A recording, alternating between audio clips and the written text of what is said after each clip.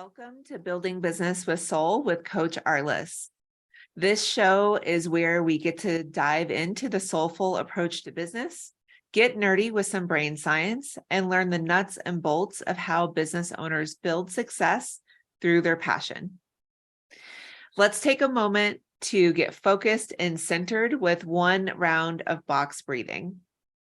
Breathing in for a count of 4, holding for a count of 4, and then breathing out for a count of 4. Let's begin. Breathing in for 1, 2, 3, 4. Hold for 1, 2, 3, 4. And breathing out for 1, 2, 3, 4. Fantastic. Today, we're going to be focusing on the importance of compassion in business. And whenever I'm talking about compassion, I always love to start with self-compassion because self-compassion helps us grow our compassion for others. Self-compassion involves acting the same way towards ourselves when we are having a difficult time, we feel like we're failing, or we notice something that we don't like about ourselves. Instead of just ignoring the pain with a stiff upper lip and telling ourselves to get over it, and instead looking at how we can be supportive of ourselves and comfort ourselves and acting in the same way that we would treat a good friend of ours. Because guess what? We are a good friend of ours. And this is instead of mercilessly judging or criticizing ourselves for the various inadequacies or shortcomings that we may see or perceive to be true, even if they're not true. Self-compassion means that you are kind and understanding when confronted with personal challenges. After all, who ever said you were supposed to be perfect, right? So this is from Dr. Kristin Neff, who is the leading authority on self-compassion. And she defines self-compassion as having 3 areas. There's self-kindness instead of self-judgment. There's common community instead of isolation. And then there's mindfulness instead of over-identification. Let's dive a little bit deeper into each of those.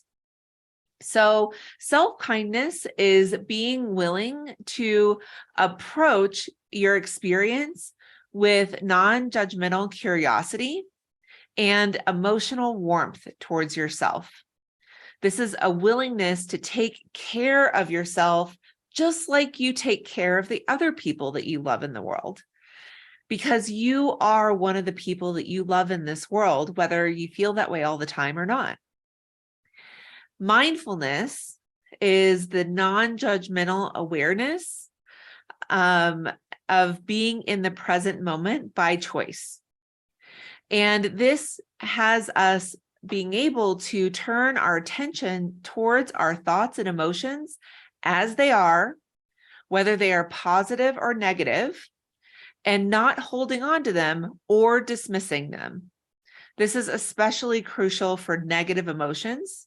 It allows us to be aware of what those emotions are without going into a place of judgment or shame or blame. And this can really help us be more self-compassionate. And then finally, common community is embracing the imperfections and making sense of our experience as a shared human experience, recognizing and understanding that others experience suffering or challenge or loss just like we do, and that we have that shared human experience. Oftentimes, when I'm speaking to groups, I'll ask, who here has ever had a challenging emotion or experience? And every hand goes into the air. So just know that you're not alone. And that is what shared community or common community is all about. So when we're able to step into self-kindness, mindfulness, and common community, we are able to deepen our self-compassion. And in order to do that, we have to dispel some of the myths around self-compassion. So what are some of the myths of self-compassion? Well, the first one is that self-compassion is selfish, right? That when we are being self-compassionate, that we are actually being selfish. And that is completely a myth. When we are self-compassionate, it actually allows us to show up even more for our clients, our loved ones, and our community, which means that we are actually in a place where we can give more and in a fuller way to others, because we are taking really good care of ourselves through the act of self-compassion. The next self-compassion myth is that by being self-compassionate, we're just sugarcoating things. And that's not true either. Self-compassion is not about denying the truth of the situation. When we use self-compassion or compassion, it allows us to use our ability to be aware without judgment, to be able to make changes and achieve our goal more easily. Now, I have to ask you a question. Is it easier for you to stay motivated towards something when you feel either neutral or positive towards it, or when you feel negative? Most people are going to say when they feel neutral or positive towards it. So the more that we can be self-compassionate, the more awareness that we can bring without judgment, which will help us stay motivated to making those changes and achieving our goals. The next myth of self-compassion is that it is self-pitiful. And we can dispel that one for sure. Self-compassion allows us to move away from wallowing in the past challenges and deadlines, and it supports us to take on a loving perspective towards deadlines and tasks. See, wallowing is actually self-pitiful and is really kind of a passive thing. It keeps us from moving forward in our business and keep working towards our goal. When we're self-compassionate, we can look at the past challenges that we've had or deadlines that we didn't make, be aware of it without judgment, make a new plan, and move forward towards our new deadlines and tasks.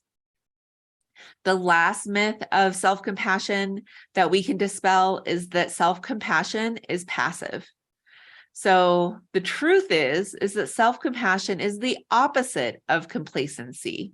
It's the opposite of being passive.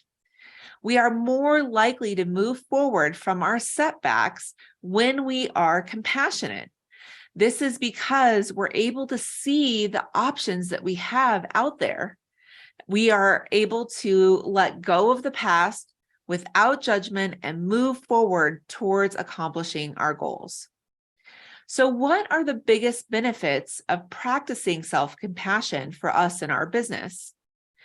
Well, when we practice self-compassion, we have a learning and growth mindset, which includes recognizing when we have made missteps or mistakes, when we are having challenges, and knowing that they're a normal part of being a business owner or being a human, and being able to move past them in a way that allows us to still accomplish our goals. It also increases our capacity for creativity and curiosity because we're not bogged down and wallowing in the past. When we have self-compassion, we have high standards and we're more likely to be able to take risks without fear getting the best of us. With self-compassion, we fear failure less, and we have greater confidence in our abilities to reach our goals. And if we fall short of meeting our goals, it doesn't upset us as much because we know that that will happen as part of our human experience as being a business owner. When we practice self-compassion, we're also more intrinsically motivated. And this allows us to keep moving towards our goals and moving towards success with less extrinsic or external motivation, which is huge. Lastly, when we are practicing self-compassion, we are far more resilient in business. We are able to overcome challenges, keep moving forward, and pivot to make the changes that are needed to keep working towards our goals. So self-compassion is a necessity in building a business.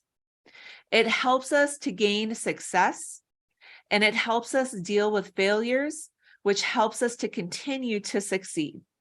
Because guess what? Things are going to come up sometimes.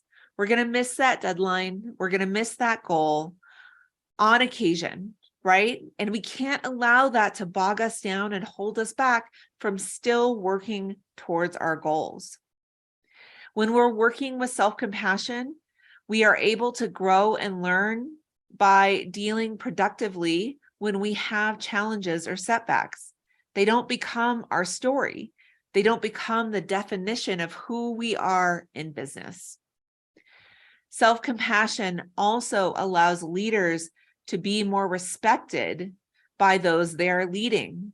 When we practice compassion, we encourage people to feel a sense of belonging. We are able to grow the trust and the loyalty of the people that we're leading. And this builds a collaborative community where people feel that connection to each other. Compassion also allows us to move away from complacency, and it inspires others to move away from complacency as well.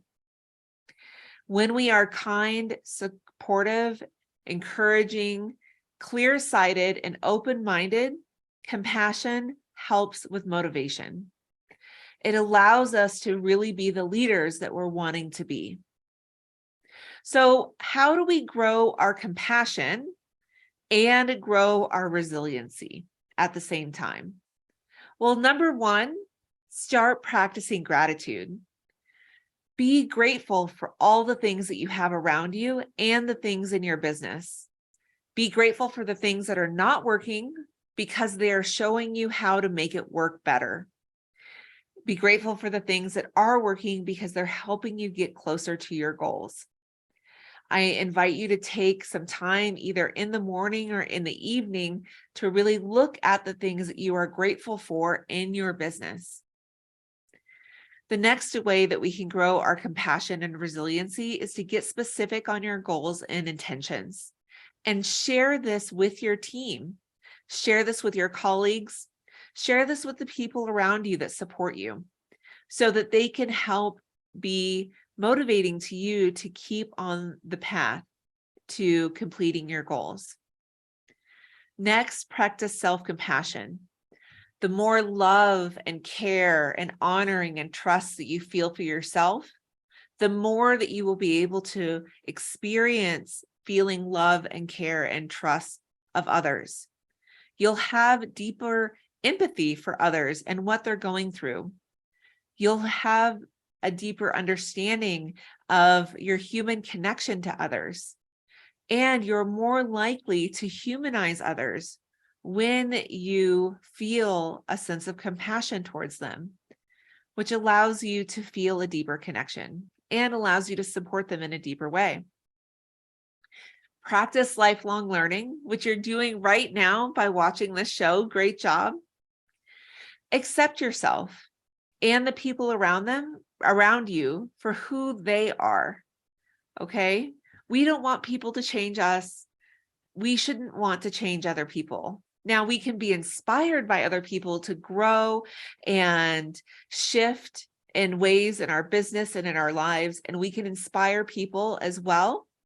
But we need to start from a place of acceptance for who we are today and who the other people around us are as well. This will help us from wishing things were different, which can be a real source of pain for most people. Also, change your outlook by practicing mindfulness. Our outlook in business is everything. If we believe that positive things are happening, that our business is growing, that we have the support that we need, then we will see that positive outlook become our reality. This has to do with having an outlook, and that outlook then dictates the choices that we make that creates that positive reality. So start with mindfulness first, which allows you to have a present awareness that's non-judgmental, and then move into a place of a more positive outlook, which will help you be more successful in your business. Today, I invite you to take a moment to recognize one thing that you appreciate about yourself in your business. What is that one thing that is moving the needle, that is supporting you, that is allowing you to feel successful and to reach your goals? Maybe it's your sparkling personality or your organizational skills. Whatever it is, make sure that you recognize yourself for those things that you appreciate in yourself. This will also help you stay more motivated in your business. I hope that today has inspired you to practice deeper self-compassion and to practice deeper compassion for others. Thank you for joining me, Coach Arliss, on the Building Business with Soul show. If you would like to learn more about how I support entrepreneurs, please check out my website at soullutions.com. That's SOULLUTIONS.com. Join me next week when we dive into more soulful approaches to business.